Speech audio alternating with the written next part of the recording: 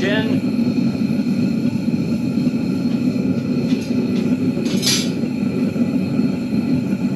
Melted.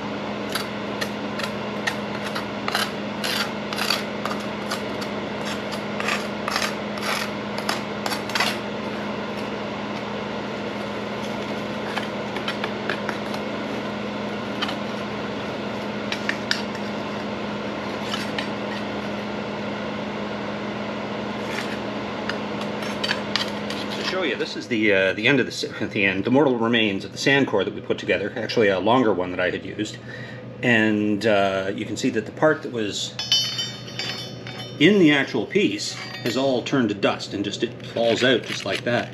There's a little bit that's still kind of more or less together, although it's just crumbly now. So easy to get out, and as you can see though, well, maybe you can't see, it's pretty dark in there, but it held up long enough for the bronze to solidify around it.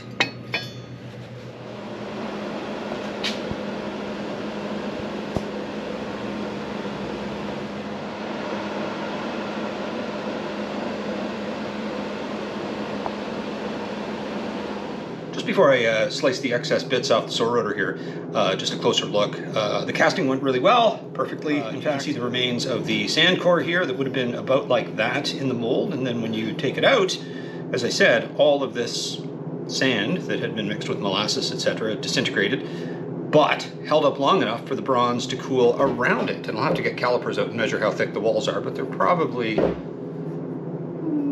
millimeters or so. Certainly the cavity is now big enough to get a shaft in there for a spear, or to go on the back end of a spear. The rest of it, of course, is missing because it all literally crumbled to dust. I think I showed you that a little bit earlier. A few features here. This is where the sprue in the mold was. Bronze went in this way, tunneled to both ends, and then as the cavity filled up, it went out and up. So as I was watching, when I was pouring the bronze, when I started seeing bronze come up both of these risers, I knew I was in good shape. And also the little hairs, sticky uppy bits here, those are those air holes we poked in the top half of the mold to allow the gas that was already in the cavity or gas that was created by things burning, etc., to escape without creating bubbles inside that would have messed up the casting. I'm going to take this over to the vise. I'm going to cut off the risers and the sprue and the channel, or the runners here, and clean the end up a bit and get rid of these, and then I'll show you more or less the finished piece. I'm not quite sure how I'm going to finish it in the sense of polishing and maybe sharpening, but stay tuned for later videos and I'll show you how it turned out.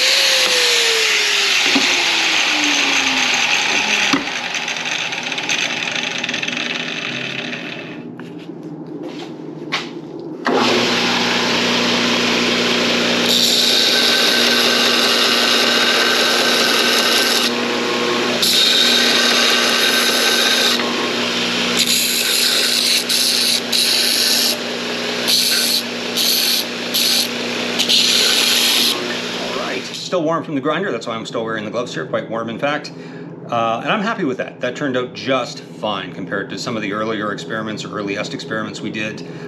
Still obviously a bunch of work to do to finish the piece. It'll come out a nice clean, reflective bronze color, as you might expect once I've gone through a couple of layers of grit. But I'm super happy with that. The hole in the end is big enough and the wall's thin enough that I can get a, the tapered down the end of a spear shaft in there. And for those of you that might be wondering, the final weight of the piece, I'm reading this upside down. Oh, but in this case, it doesn't actually matter because it's 585 grams. Upside down or right side up, 585. Happy coincidence there. For those of you that might also be wondering, well, why did you choose to do the bottom end of the spear? Why not the top end of the spear? All I can say is stay tuned. That is a project we have in the works, and certainly we're going to do a video on that spearhead, that very particular Bronze Age spearhead that I have not met yet. That's kind of a clue, a weird clue, but there you go, as to which spearhead I'm thinking about doing. But again, thanks for tagging along and watching everything. Thanks for viewing my videos, and I will see you on the next one. Take care, everybody. Bye-bye. Hey gang, quick wrap up here. Obviously, one of the useful aspects of the internet when you're producing videos like this is that you get to control what goes on camera and what does not. And obviously, the final cut of most videos shows success, as we just saw with casting the Sauroter. But in fact, as my description on the site or on the channel says, we experiment a lot, and this was a bit of a new experiment. Doing this sort of work in sand. And what I've got here are some of the early failed versions of what you just seen. You can see that some of this has since been cut up, of course, but getting all the bronze to flow properly into that thin gap around the sand core was a bit of a challenge. We tried different ways of doing it. This was an early attempt. It looks a little shinier perhaps because there was some aluminum that contaminated the crucible, so properly this is a bit of aluminum bronze, or bronze with a bit of aluminum added. We tried different ways of getting the bronze to flow faster into and around the sand core. This was an experiment with a big thick runner and a couple of different channels to help feed more bronze into the space. But again, this was an early one with a steel core, so the bronze cooled very, very quickly. And you see there's a bit of a hole. This one, of course, is catastrophic. This one was silly. I tilted the mold up a little bit, but I didn't really support it properly on the bottom. So when I poured the bronze in, the two halves of the mold separated a little bit, or at least the sand gave a little bit.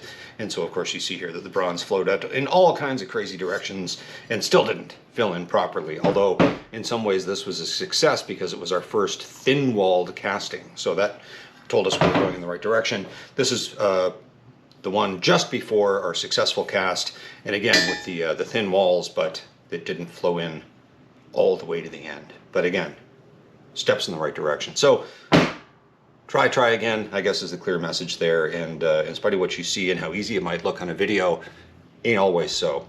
So that's it for this series. Looking forward to producing another one on another topic, technique, whatever, not sure yet. But take care.